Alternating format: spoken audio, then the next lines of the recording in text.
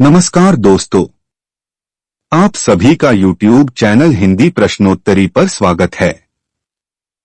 यह चैनल उन सभी युवाओं के प्रति समर्पित है जो अपने भविष्य निर्माण के लिए हिंदी भाषा पर निर्भर है। उनके लिए यह चैनल विभिन्न प्रतियोगी परीक्षाओं में पूछे जाने वाले प्रश्नों को केंद्र में रखकर बनाया जाता है। आज का वीडियो भी उन्हीं प्रश्नों को लेकर आया है। आज के वीडियो का विषय है साहित्य के इतिहास से संबंधित 50 महत्वपूर्ण तथ्य। इस महत्वपूर्ण तथ्यों को बताने से पूर्व पिछले वीडियो में पूछे गए का उत्तर प्रश्नों का उत्तर क्रमशः देता चलूं। पहले प्रश्न का उत्तर है मौलवी करीमुद्दीन और दूसरे प्रश्न का उत्तर है 7 प्रकरणों में। अब शुरू करते हैं हिंदी साहित्य के इतिहास से संबंधित 50 महत्वपूर्ण तथ्यों की जानकारी। डॉक्टर लक्ष्मी सागर वार्ष्णेय ने तासी के ग्रंथ का हिंदी में अनुवाद हिंदुई साहित्य का इतिहास के नाम से किया, जिसका प्रकाशन 1952 में हुआ। डॉक्टर जॉर्ज ग्रियर्सन की ग्रंथ the modern vernacular literature of Hindustan का हिंदी में अनुवाद डॉक्टर किशोरी लाल गुप्ता ने किया, जो 1957 में प्रकाशित हुई।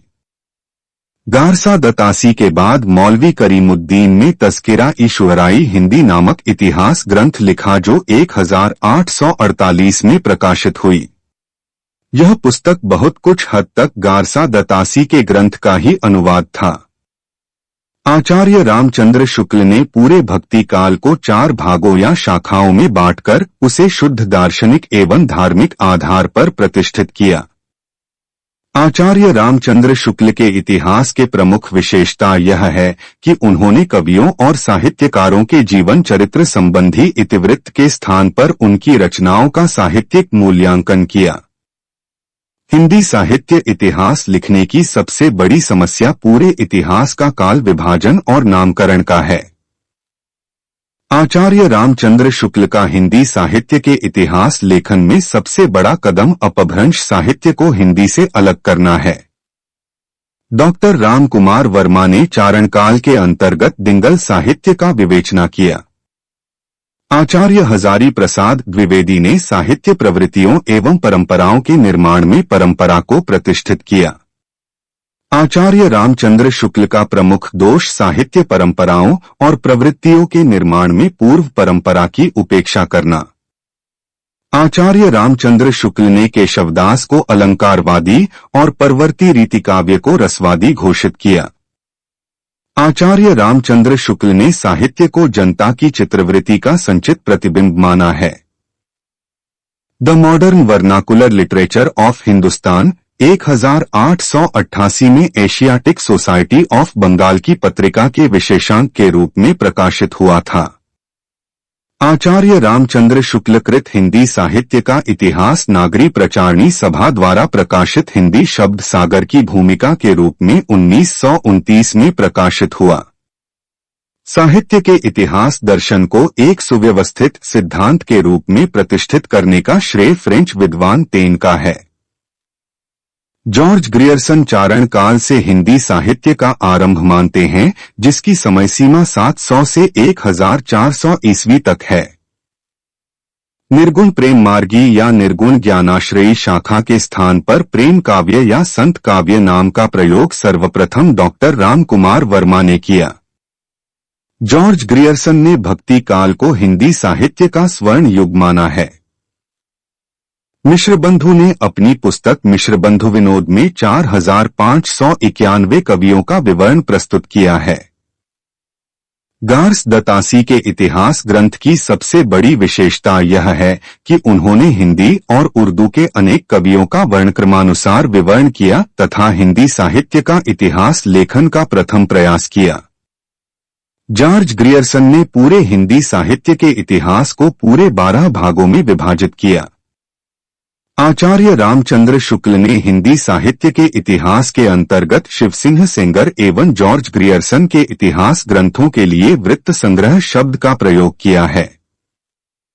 चंद्रधर शर्मा गुलेरी ने सर्वप्रथम उत्तर अपभ्रंश को पुरानी हिंदी कहा है। डॉक्टर भोला शंकर व्यास ने हिंदी के आरंभिक रूप को अवहट्ठ कहा है। शिवसिंह सेंगर ने पुष्य या पुंड को हिंदी का प्रथम कवि माना है। राहुल सांकृत्यायन ने सरहपाद को हिंदी का प्रथम कवि माना है। डॉक्टर राम कुमार वर्मा ने स्वयंभू को हिंदी का प्रथम कवि माना है। सर्वमत से हिंदी का प्रथम कवि सिद्ध सरहपा को माना जाता है। आचार्य रामचंद्र शुक्ल ने पुरानी हिंदी को प्राकृताभाष हिंदी या अपभ्रंश कहा है। आचार्य रामचंद्र शुक्ल ने अपभ्रंश साहित्य को हिंदी साहित्य से अलग मानकर उसे पूर्व पीठिका के रूप में प्रस्तुत किया है। आचार्य रामचंद्र शुक्ल ने हिंदी साहित्य के इतिहास लेखन में मिश्रबंधु विनोद श्याम सुंदर दास कृत हिंदी कोविद रत्नमाला, कविता कौमुदी, वियोगी हरिकृत ब्रिज माधुरी सार पुस्तकों को आधार बनाया। आचार्य रामचंद्र शुक्ल के अनुसार अपभ्रंश का पहला उल्लेख बल्भी के राजाधार सेन द्वितीय के शिलालेख में मिलता है। सिद्धों की संख्या 84 है। पृथ्वीराज रासों में लगभग 68 छंदों का प्रयोग हुआ है। देवसेन कृत श्रावकाचार दोहा छंद में लिखा गया है। राहुल सांकृत्यायन ने सरहपा की रचनाओं का संग्रह हिंदी काव्यधारा में किया। पीताम्बर दत्त बर्थवाल ने गोरखबानी नाम से गोरखनाथ की रचनाओं का संपादन किया। नाथों की कुल संख्या 9 है। आचार्य रामचंद्र शुक्ल ने आदिकाल के नामकरण के लिए 12 ग्रंथों को आधार बनाया है। विजयपाल रासो, हम्मीर रासो, कीर्ति लता, कीर्ति पताका अपभ्रंश भाषा में लिखा गया है। आचार्य रामचंद्र शुक्ल ने जिन 12 ग्रंथों को आदिकाल नामकरण के लिए आधार बनाया उनमें से 4 ग्रंथों की भाषा अपभ्रंश है और 8 ग्रंथों की भाषा देसी भाषा है। आचार्य रामचंद्र शुक्ल ने महाराज भोज के समय से हमीरदेव के समय तक को आदिकाल का समय माना है। डॉक्टर गोविंद त्रिगुणायत, डॉक्टर उदय नारायण तिवारी आदि विद्वानों ने भाषा की दृष्टि से हिंदी साहित्य के इतिहास का विभाजन किया। हिंदी साहित्य के काल विभाजन का मूल आधार प्रकृति विशेष का मूल प्रेरणा स्रोत है। आचार्य हजारी प्रसाद द्विवेदी ने हिंदी के प्रेमाख्यानों का मूल स्रोत संस्कृत प्राकृत व अपभ्रंश की काव्य परंपराओं को माना है। भारतीय भाषा में रची इस्लाम धर्मावलंबी कवि की प्रथम रचना अब्दुल रहमान कृत संदेश रासक को माना गया है। जोइंदुकृत परमात्मा प्रकाश और योग सार 6ठी शताब्दी की रचना मानी जाती है। आदिकाल के प्रथम कवि स्वयंभू कृत पौम चिरऊ, रिठनीमी चिरऊ, स्वयंभू छंद 783 ईस्वी के आसपास की रचना मानी जाती है। अब्दुल रहमान कृत संदेश रासक एक खंड काव्य है जिसमें बिक्रमपुर की एक वियोगिनी की विरह की कथा है। आदि पुराण और उत्तर पुराण पुष्पदंत की रचना है। यदि आप सभी को यह वीडियो पसंद आया हो तो लाइक करें, सब्सक्राइब करें और हाँ, अपने संघर्षशील मित्रों को शेयर करना न भूलें जो नौकरी के लिए संघर्षरत है। इसके साथ ही आपको ऐसे 2 प्रश्नों का उत्तर कमेंट बॉक्स में देना है जो स्क्रीन पर दिख रही है। पहला, उपदेशरसायन रास किसकी रचना है? और दूसरा प्रश्न है, अपभ्रंश का पहला कवि कौन है?